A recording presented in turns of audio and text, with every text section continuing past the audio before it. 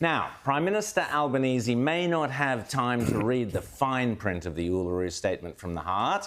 He's happy just to make do with the A4 intro on what his precious racist voice to Parliament is supposed to achieve, such an unspecified percentage of GDP going to pay reparations. But perhaps he could find time to read some of the back issues of local newspapers up in the top end, such as this story in the Tenant and District Times from August 27th, almost exactly 2 years ago.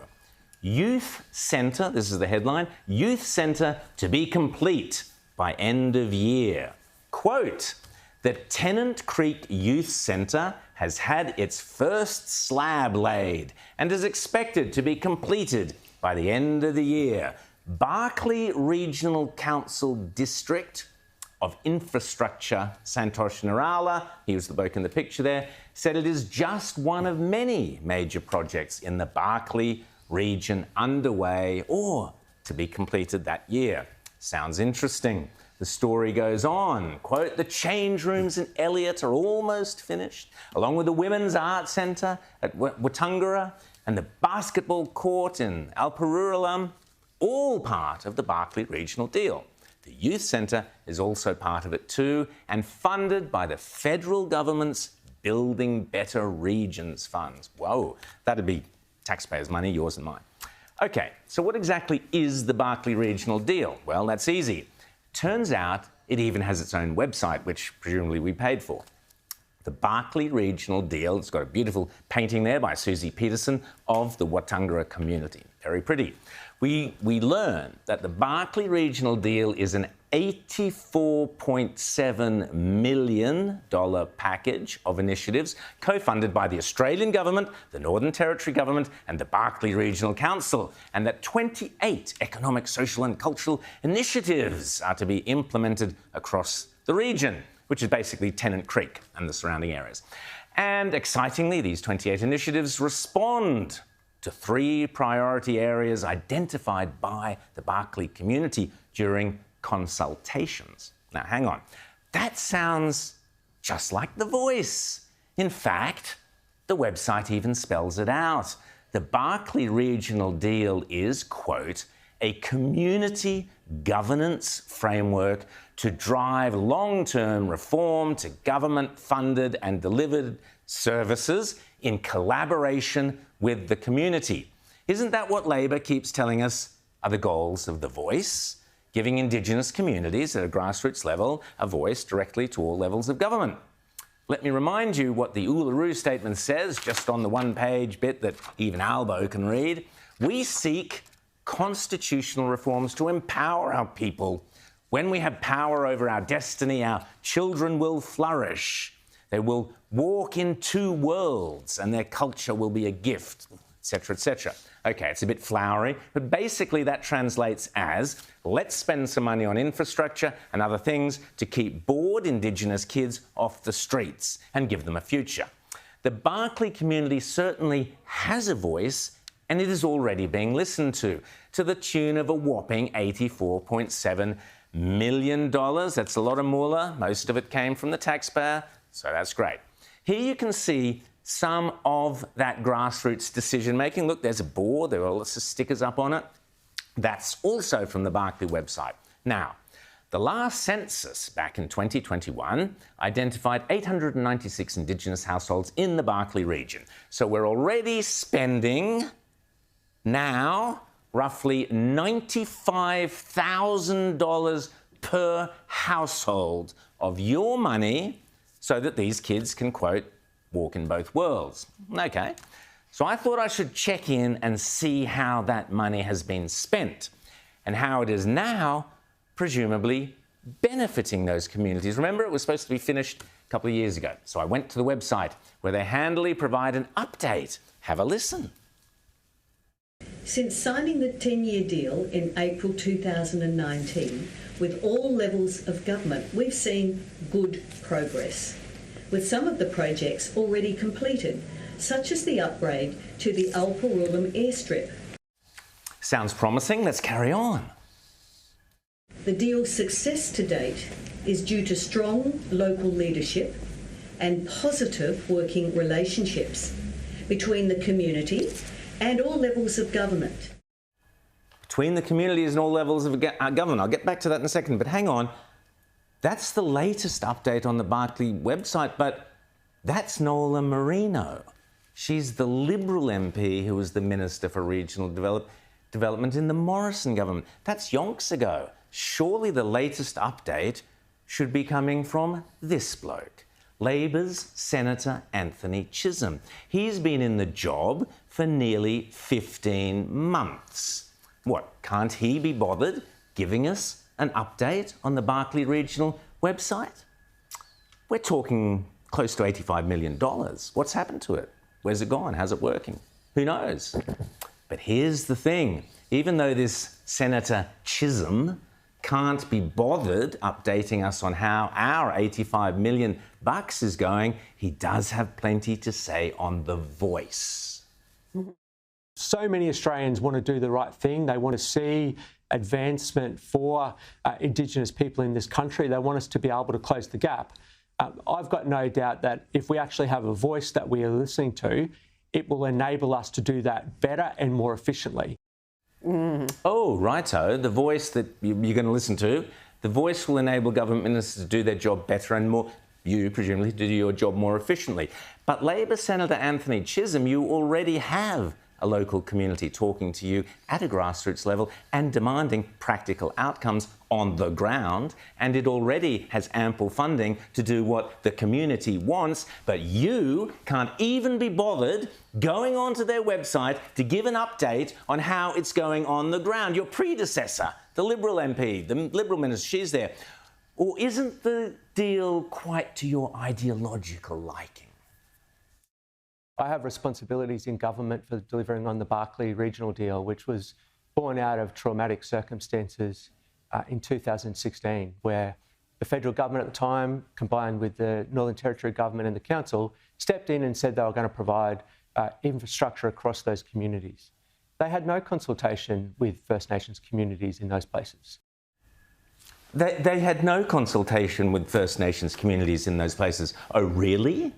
Let's just check that claim, Senator, shall we? Here's the Barclay Regional Deal website again. And oh, hang on, page 2 has a lengthy Aboriginal community statement. Doesn't say whether it's from the heart or not, but I'm sure looks legitimate to me. It says, we, the Aboriginal people from the Barclay region, have a connection to our traditional lands and waters passed on through our ancestors, yada, yada, etc. We acknowledge our elders, blah, blah, blah, gone before us, etc., etc., and we'll lay down the foundation of our future. OK, that sounds like First Nations people to me, Senator Chisholm. Then the website says very, very specifically that past developments, not this one, past developments were undertaken without our involvement and consultation or understanding of our needs. Past ones, not this one. This project was done with Indigenous consultation and understanding, which means unless the people who made that website are liars, the minister's statement, they had no consultation with First Nations communities in the first place, shrug,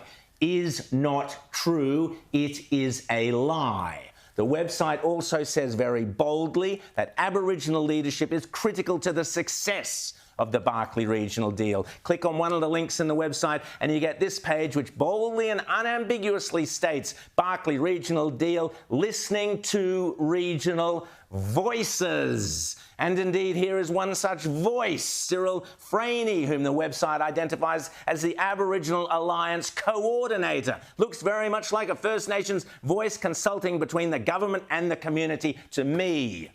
You lied, Senator. Then we get Mr. Sean Gordon thanking the Elliott community for the chance to meet on country to hear firsthand their concerns and aspirations. You lied, Senator Chisholm. So let's be very, very clear here. Either the people who've written that entire website are all liars, or the Labor minister himself deliberately lied to Sky News. You take your pick. It's one or the other.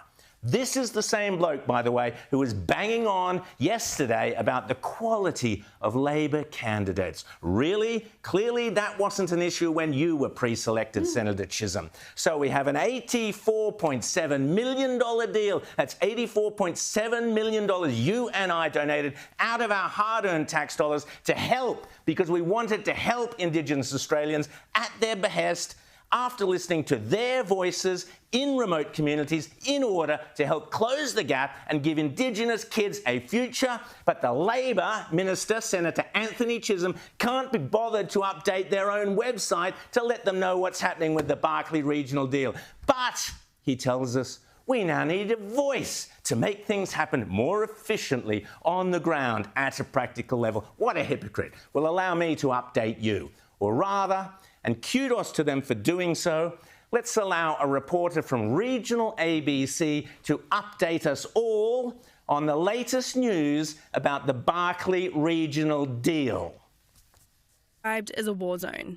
Boarded up, empty shops. The town's poorest live in tin shacks with no power or water. One building, the Tennant Creek Youth Centre, stands out shiny and new, but it's never opened its doors. You just walk around dead in this town, walk in laps. Billed as a safe space with a computer room, pool tables and a Ninja Warrior obstacle course, these kids say it would fill a void in a town with little else to do. I would go there, I'll kick around with all the boys and all that, have fun there. Yeah, I'll probably go and shoot some hoop with the boys, yeah. Completely built but locked up for almost 2 years, this community leader had hoped it would be a silver bullet to a growing problem, crime. Keeping those kids active and busy at the youth centre, till, I don't know, early hours of the morning. If you go downtown later on, it's like a war zone. We've got all our buildings closed up. Over the past year, house break-ins are up almost 50%. Break-ins to businesses up more than 66%, a fact the man knows all too well. I went to Canberra, and while I'm talking to the Prime Minister of Australia, my wife is messaging saying that they're breaking into my house. It's the council's responsibility to staff and run this facility, but so far funding has only been secured for the next 5 years.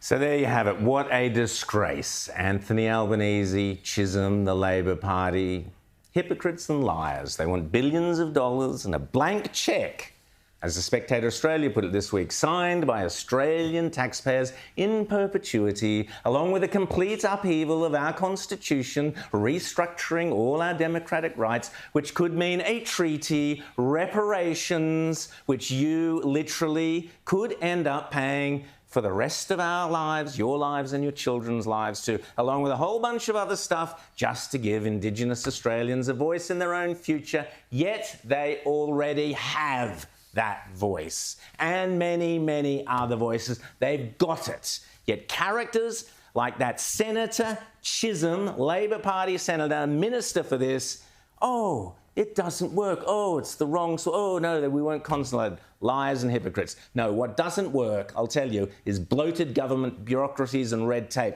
There are any number of these multi-million-dollar projects scattered across regional Australia, designed to help by us because we're good people, the Australian people, to help close the gap. Some of them work, great. But so many of them simply been junked or abandoned, like the Aboriginal student hostel in Kununurra.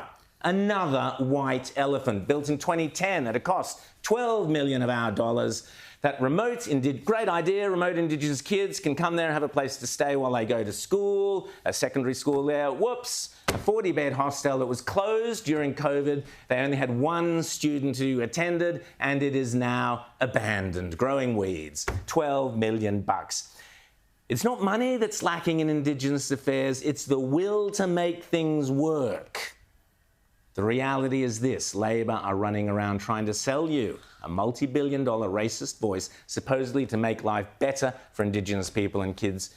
But the reality on the ground is they can't even be bothered to get a youth centre open for the kids who desperately need it. Shrug of the shoulders.